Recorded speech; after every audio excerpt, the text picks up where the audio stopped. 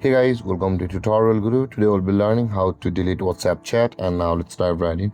Now to delete a WhatsApp chat on your phone, first open up your WhatsApp on your phone, and after opening WhatsApp guys, you can delete a chat on WhatsApp by two ways. Either open the chat box on that person which you want to delete, and this interface at the top right corner of the screen, you can see the three dotted icon available. First tap on that three dotted icon, and if you tap on the more, it's kind of interface will appear where you'll be able to clear the chat. You can see by tapping on clear, or you can just go back or from this interface tap and hold on the chat which you want to delete, and you can see the moment the green tick mark appears, there is the dumpster icon at the top of the screen.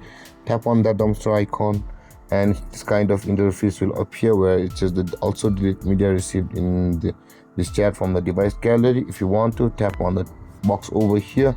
If you don't want to, untap it and tap on the delete chat button over here, and then that chat will be deleted on WhatsApp.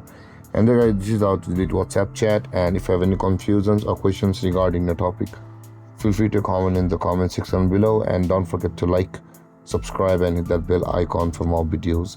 Thank you for watching guys. Peace.